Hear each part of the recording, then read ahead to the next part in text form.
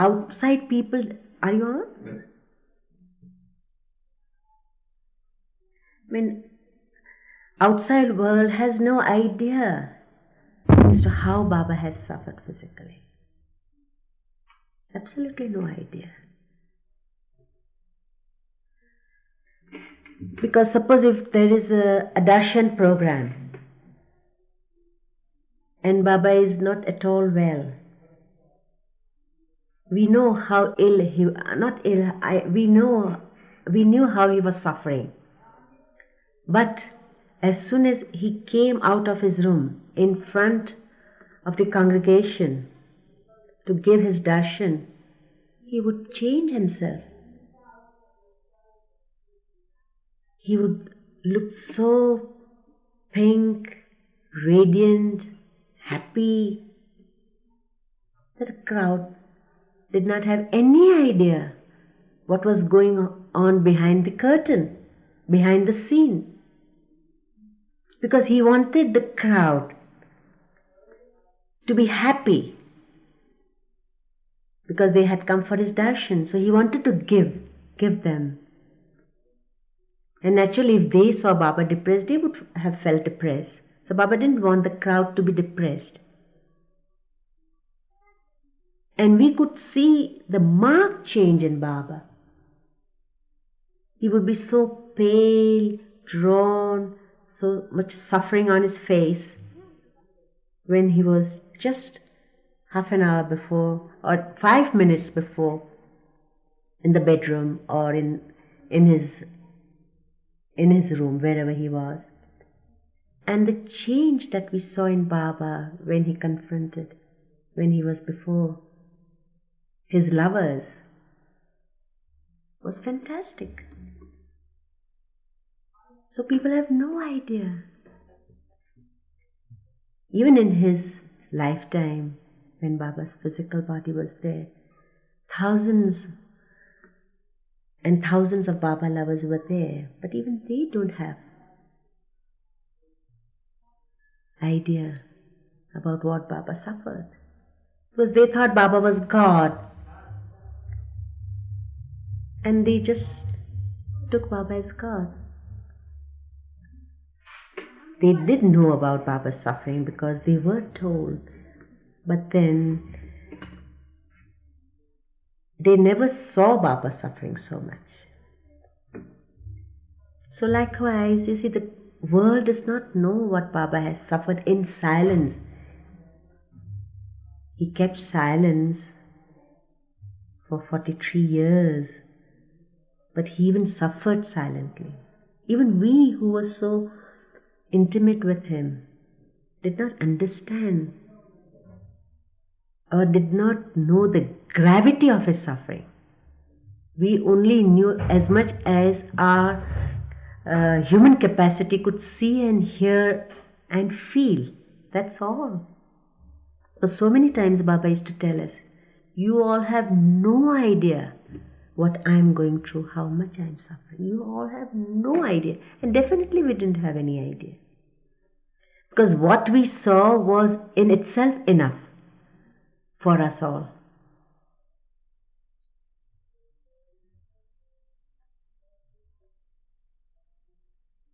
We didn't have more capacity to feel his suffering more than what we already did. I'll tell you one incident. I remember that so vividly, that in 1959, when Baba was in Guru Prasad in Pune,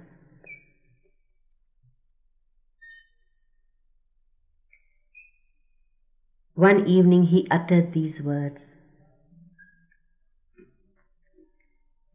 He said, Christ was crucified once, but I am being crucified every moment.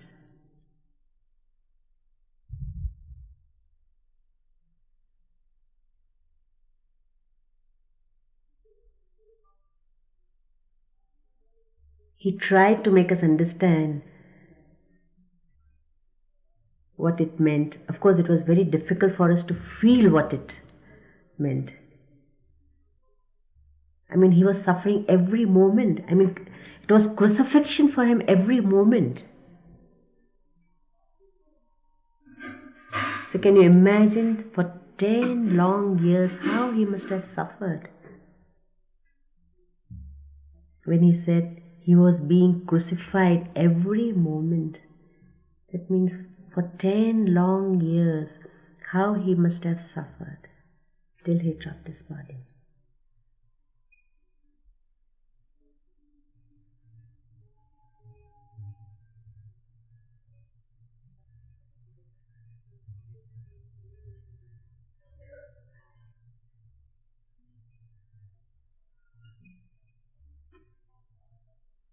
It's beyond one's conception, or it's beyond oneself to know what it was. Impossible.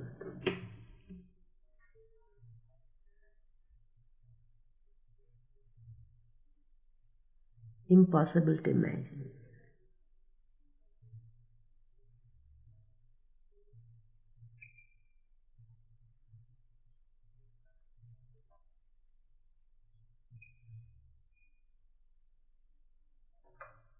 And the last year was the climax of the whole thing, when he went into that great seclusion.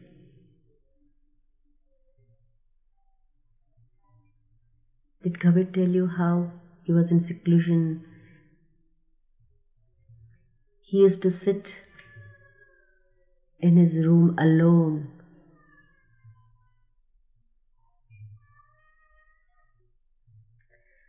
And he used to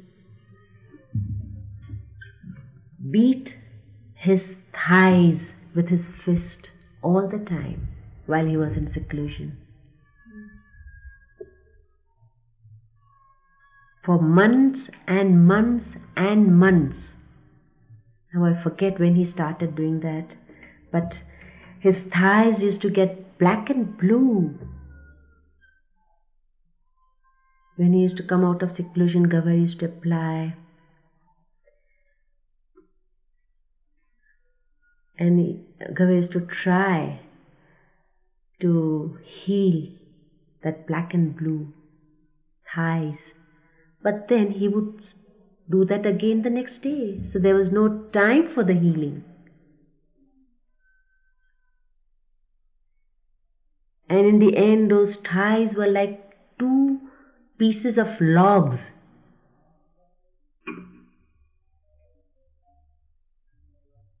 All black and blue, but even in feeling they were like logs.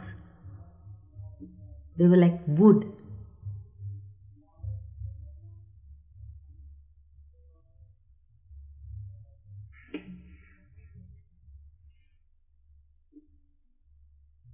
He explained why he did that. He said he beat his thighs with his fist in order to keep himself down to earth, because his work was so intense and his work was so great that he had to keep himself down. So that pain of beating on his thighs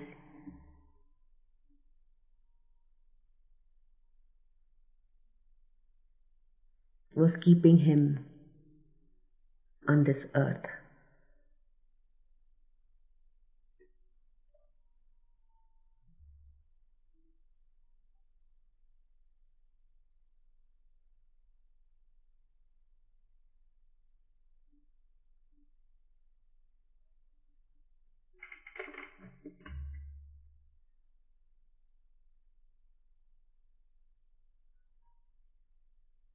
And during that period of seclusion, he used to make Erach recite the Master's prayer and the prayer of repentance on the Mandali side. And Baba was so weak in condition physically because of his seclusion that it was very difficult for him to stand. But still, he used to stand on his feet during those prayers. Sometimes it was so difficult, so Eric used to tell Baba, Baba, why don't you sit down? I will recite the prayers, why don't you sit down? And Baba would say no.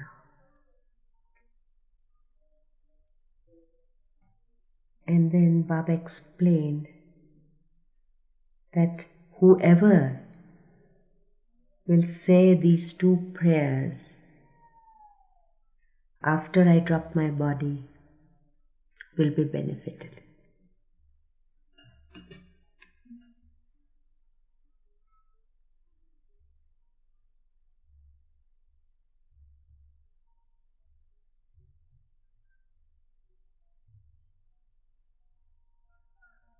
Of course, then again, even in the women mandali, the prayers were recited.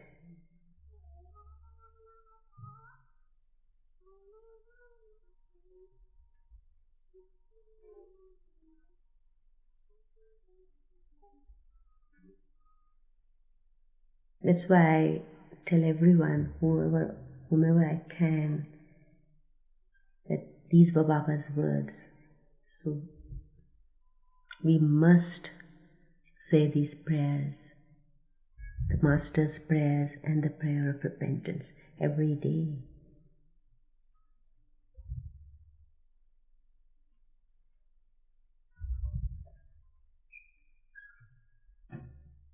He suffered so much for humanity.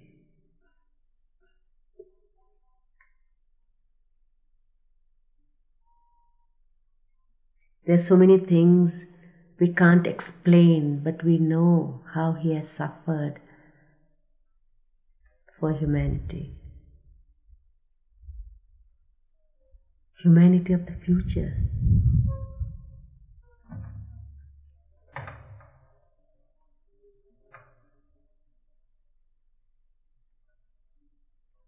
I mean, today young ones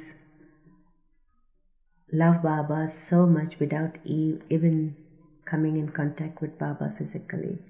I mean, without seeing Baba physically. But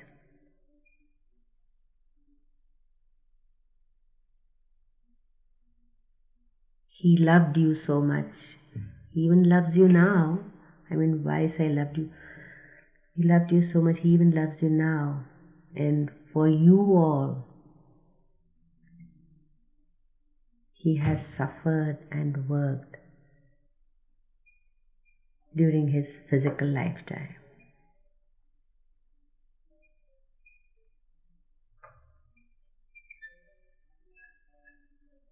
There are so many other things we can't explain, we can't say, but we know. Now we know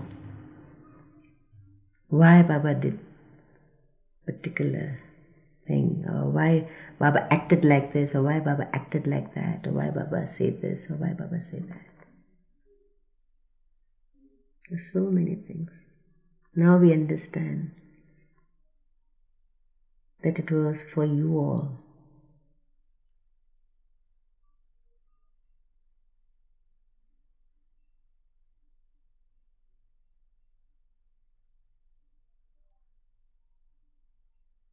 Suffered to save you young ones from the drugs. He has worked very hard for that. We know it.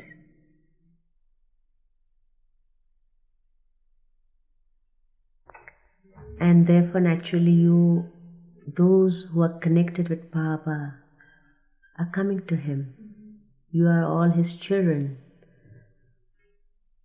What was I going to say? I forgot now. So it's Baba wants you to draw you to him. So how can he do that?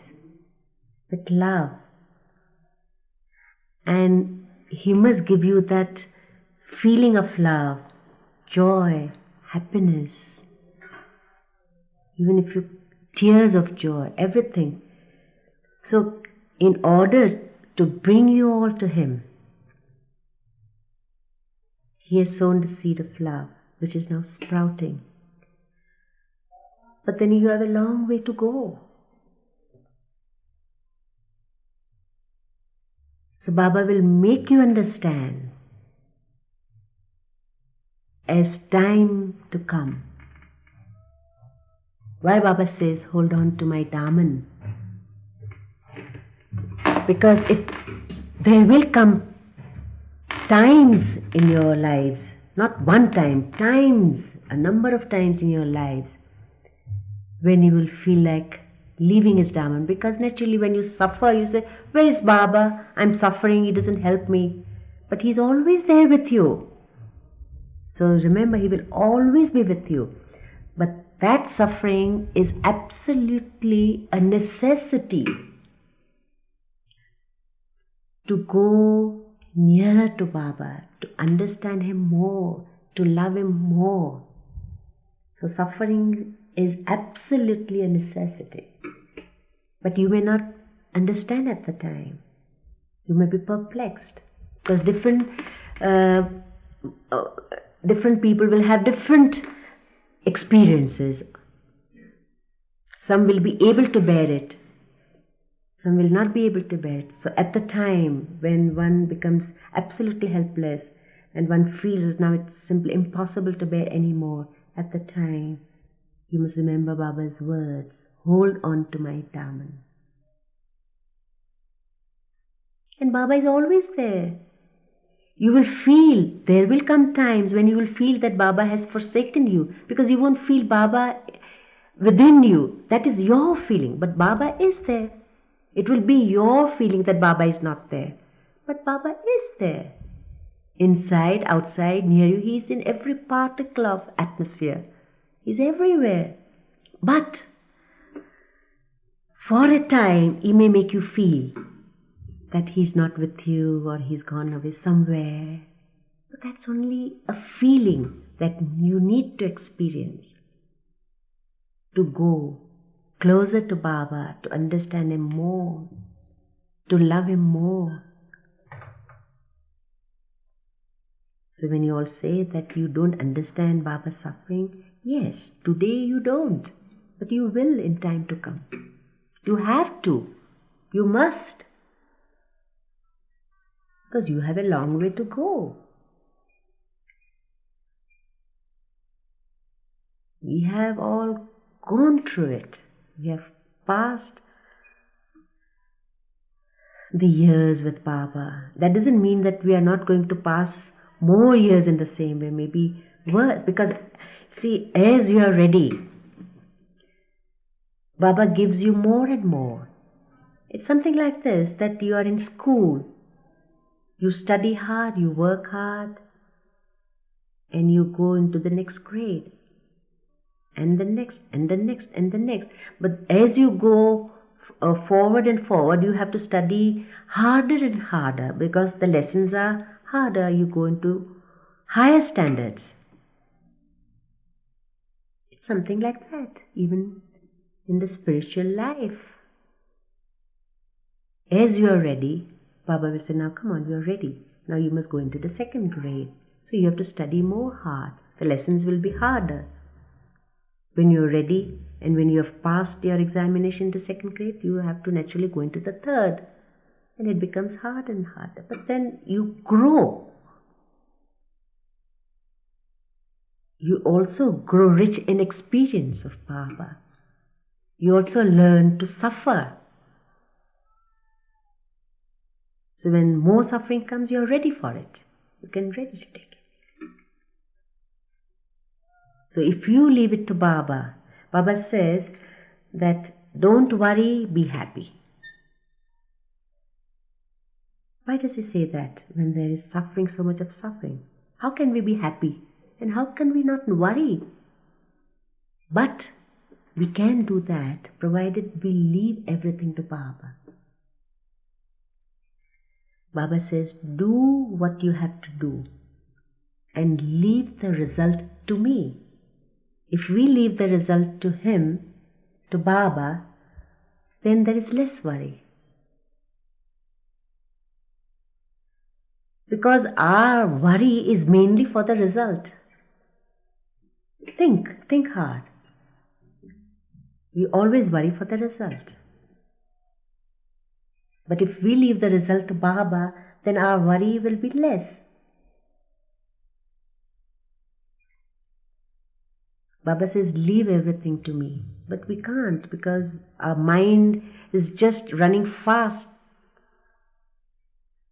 But still, if we try to, we must try. We must try to leave everything to Baba.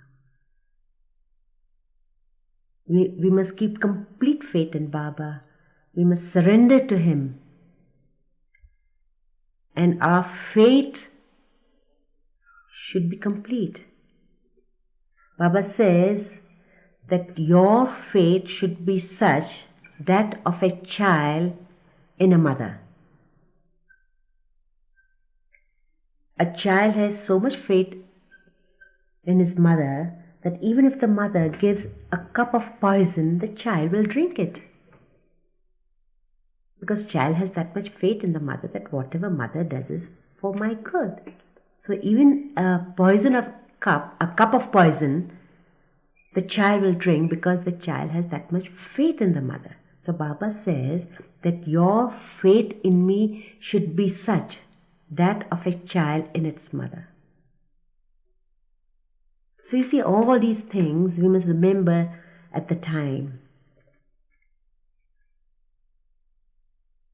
There are times when we just face a wall. We don't know what to do at the time. The difficulties are such, we just can't find a way out. It's just a blank wall.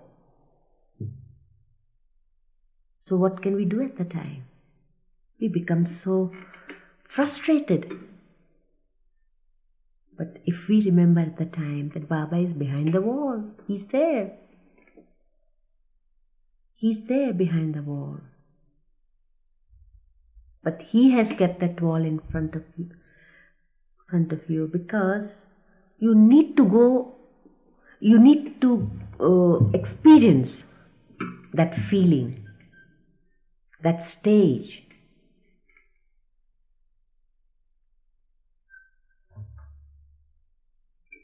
So just surrender to Baba. Let Baba do what he feels like doing. When you come at a crossroad or when you confront a blank wall, you just say, let Baba do what he wants to do. And he will solve your problem. It may take time. You require patience. You require patience in every walk of life. Don't you? In every walk of life you require patience. So why not patience when you love Baba so much, when you want to follow Baba? Why not keep patience? Baba will give everyone as much as one is ready. I mean, there have been times when people have asked something much more than one could digest. And Baba said that if you can't digest, how can I give you? Once he said, somebody must have asked something. So Baba said, you can digest only one loaf of bread. But suppose if I give you 7 loaves of bread, it would be indigestion. So we in our human capacity will ask anything, much more than we can digest, much more than we can take it. But Baba knows that we can't take it. So he will give as much as we can take it. So he knows what is best for us. Since he knows what is best for us, it is best to leave everything to him. Just leave it to him. Let Baba do what he likes. So surrenderance is so important. Surrendering to him, to leave everything to him. keeping faith in him, because faith is very important. Because faith only will make one hold on to his Dharman. And love will come. Love is always there. Love is Baba's grace. Baba says, you cannot love me. Once he said, you cannot love me. It is my grace that makes you love me. So Baba's grace is already there. So when there are times when you don't feel love for Baba or Baba's love for you, don't worry at the time. Because there have been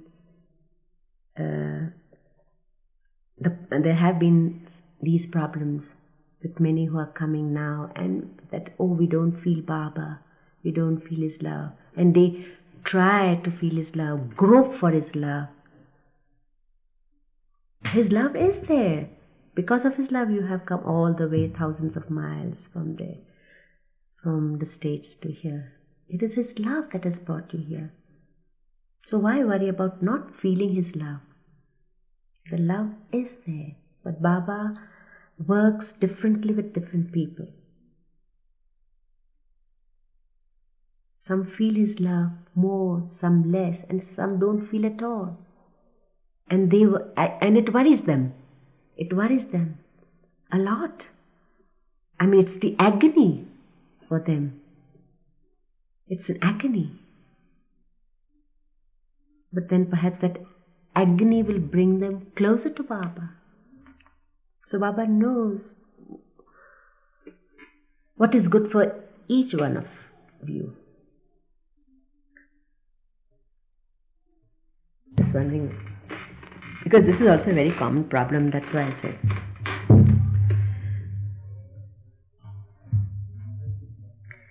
There's another problem too, and that problem is that during the time of meditation, or during the time when one says Baba's prayers, or one is in Baba's tomb, or one is listening to Baba's stories, one's mind is not on Baba, but it roams around somewhere else. That's a very, very common problem with one and all, to some more and to some less. So naturally the guilt comes in, and some think that, well, what's the point in taking Baba's name? What's the point in meditating Baba's name? Since I can't meditate upon Baba, but I'm thinking of something else.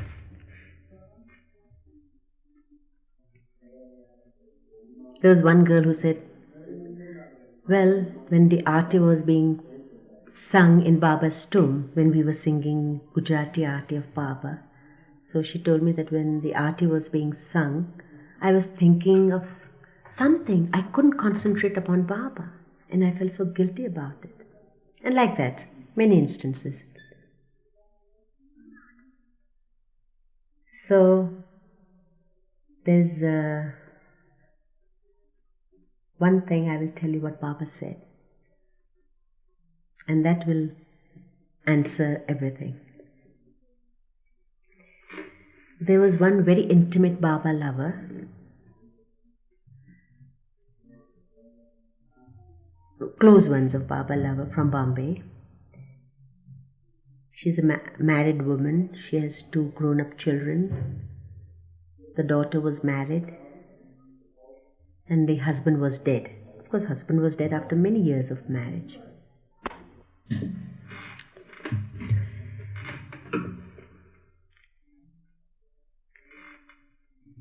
She came in contact with Baba for many years, and she loved Baba very much. She had intense faith in Baba. But after some time, I think she was in her mid-50s at the time, she started getting very nasty, vulgar thoughts. She was a very sweet woman, very very, very sweet. I mean, one would never expect that such thoughts would go into her head. And the thoughts never, she never had those thoughts before. And she started getting those thoughts. She started getting dreams that went on for months. And she became crazy. She didn't know what to do. Then she told me, what should she do? I said, the only thing that you can do is to take Baba's name, because that is the only thing that will help you. She said she has taken Baba's name all the time. She was thinking of Baba more and more intensely, and yet that doesn't help her. That didn't help her. Well, I said, there's nothing else you can do about it. Still continue taking Baba's name. And the poor woman suffered for nearly 6 to 8 months. And then Baba came to Bombay. When he used to come to Bombay, sometimes he used to give darshan to the near ones, and sometimes he would just come to Bombay and do his work, whatever he wanted to do, contact musts, and go away. But on that particular stay of Baba in Bombay, he let a few very near ones come for his darshan. And that lady was one of the lovers, one of Baba lovers, who also came on that day. Baba was in the mood, or maybe, everyone had something to say, and so Baba one day called everyone in the afternoon, and he kept them all in the inside room of my apartment and called one by one in the sitting room where Baba was sitting on the couch. And Baba made me also sit there, because they were all very near ones, and whenever they had their difficulties, they would all come to me and ask me. So naturally Baba knew about that, and Baba said, you sit here only. So I was sitting there when one by one came. When that lady came in the room, Baba asked her, have you anything to tell me? And the poor woman was so overwhelmed that she couldn't say anything, but she just cried like a baby. And Baba let her cry. Then she told her difficulty to Baba, that she was getting nasty thoughts, vulgar thoughts, funny thoughts. She couldn't even describe those thoughts. Baba let her talk for a few minutes. And then Baba embraced her and told her not to worry. Baba said, let the thoughts come. You don't fight them, because you will not be able to do anything about it. But you just go on repeating my name as many times as you can. Repeat my name more when those thoughts come to you. Because taking my name is like a mosquito curtain. You know what is a mosquito curtain? Here in India, there are so many mosquito curtain, because naturally, if you don't have in here, you have experience that in Nagar, if you don't have mosquito curtain, you can't sleep. The mosquitoes will bite you. So Baba said that repeating my name is like a mosquito curtain. The mosquitoes will the thoughts will buzz outside, but they won't touch you. Like the mosquitoes, they go on buzzing outside the mosquito curtain, but they won't sting you. In the same way, repeating my name is like a mosquito curtain. The thoughts will remain outside, but they won't hurt you. They won't harm you. So this is what Baba said, and it has impressed me so much, because this is what has helped so many later. Whenever anyone came with that problem of not thinking of Baba at the time of repeating his name, I said, don't worry, Baba has said this. You just go on repeating Baba's name.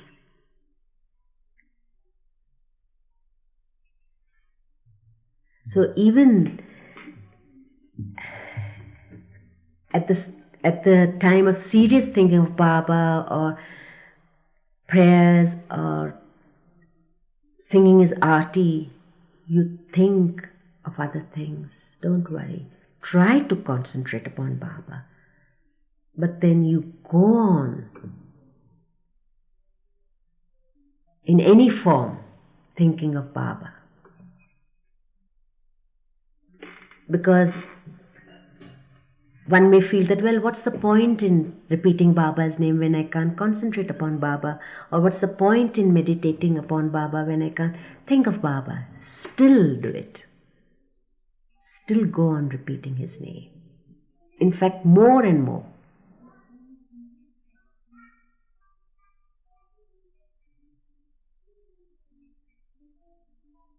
Because Baba himself has explained so beautifully.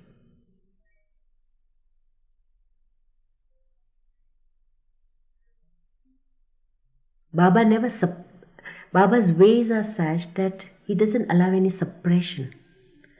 We have unconscious mind, and there are so many things lying dormant there, of which we ourselves are not aware of. But they come out in some form or the other. And when there are psychological problems, one goes to a psychiatrist or a psychologist to solve the problem, and the psychologist brings out the inner self. So in the same way, there are so many things that's lying deep inside us, and maybe that's my idea of interpretation. It's not what Baba has said, remember.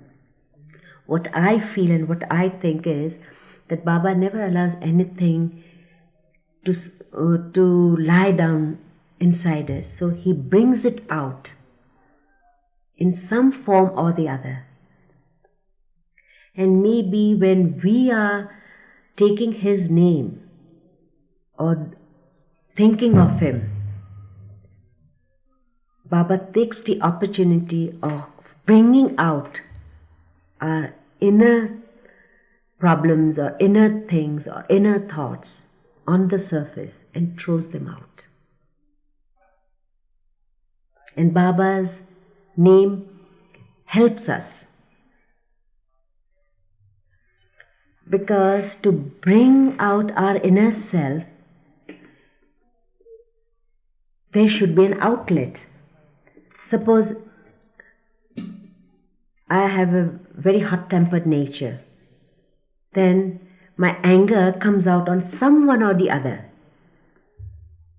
But Baba doesn't like anger to come out, in the sense that anger should come out. But Baba says, let the thoughts come, but don't put into practice. So if we get angry on someone else, that means we have put that thing into action. So maybe to tone us down, when we take Baba's name, Baba brings that thing on the surface in some other way and throws it out. This is what I think. This is my explanation.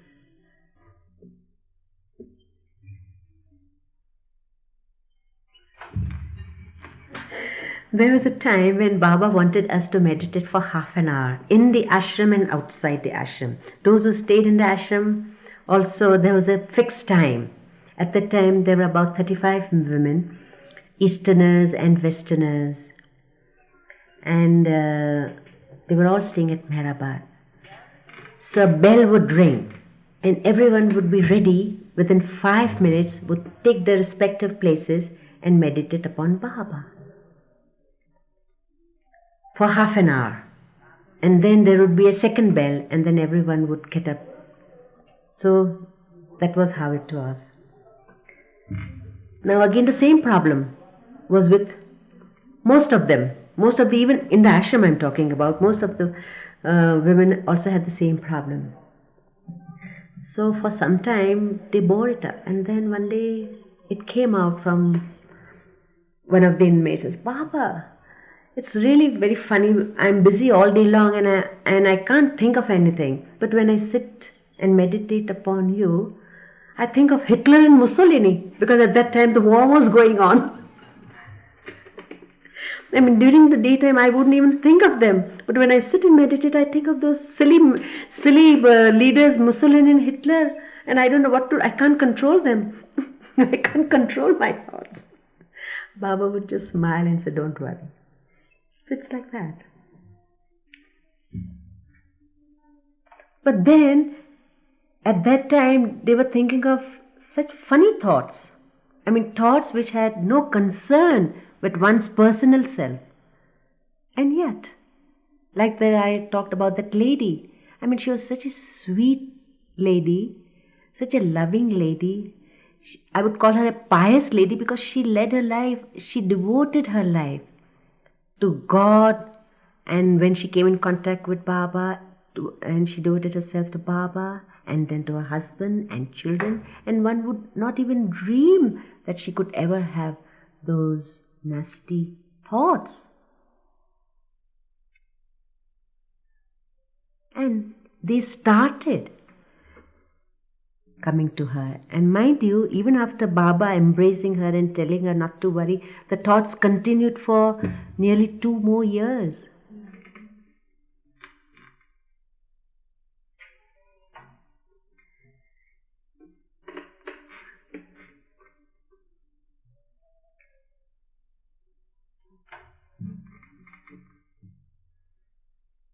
There are some who just say that God does everything. So whatever we do and all our actions is because God wanted us to do those actions. So we naturally put the whole thing on God. I mean, God means Baba, that well, like one boy who said that, well, if I take drugs, I want to love Baba and I want to take drugs as well. Because what I feel is that it is Baba who wants me to take drugs. I can't stop taking drugs. So naturally it is Baba's will that I should take drugs, because I can't help myself. So there have been many such questions, that whatever God does, I mean everything happens according to God's wish and will. And of course Baba has said that everything is done according to my wish and will. And he has also said that not a leaf can move without my wish and will. So some do misunderstand. Misunderstand in this way, that as far as they say that everything is God's wish and will is right. But then Baba has also said that hold on to my Daman. Do what I say. Have faith in me. Surrender to me. Why would he say all these things? If it was only due to, if it was only God's wish and will.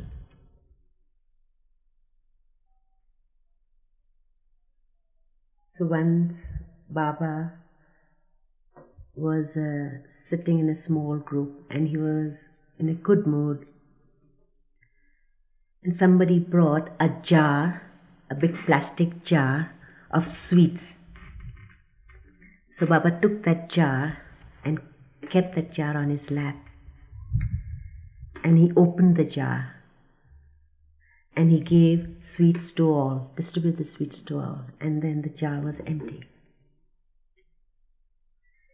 Then he was explaining something, that reference I don't remember, but then he said, he opened the lid, that was the red lid of the jar, so he opened the lid. Then he said, to open the lid is in your hands. To fill in the jar is in my hands.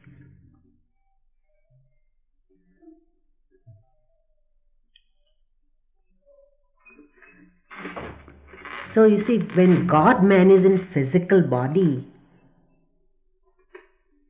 he wants us to give our hand in his hand. If we just stand straight, not lifting our hand, and we want Baba to help us, Baba said, I cannot help you. You must give your hand in my hand. So we must extend our hand halfway, and then Baba takes our hand and takes us along wherever he wants to take us.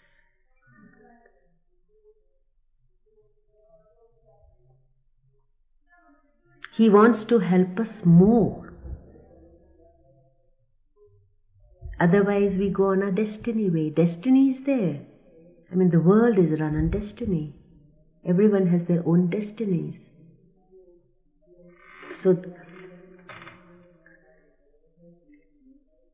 So what is the purpose in God-man taking the physical form? There should be a purpose. And the purpose is that he wants his close ones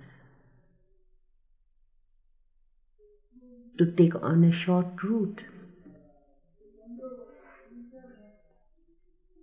on a shortcut. But we go on a destiny way. So how can we go on a shortcut? But he knows it. So if we give our hand in his hand, he takes us on that shortcut.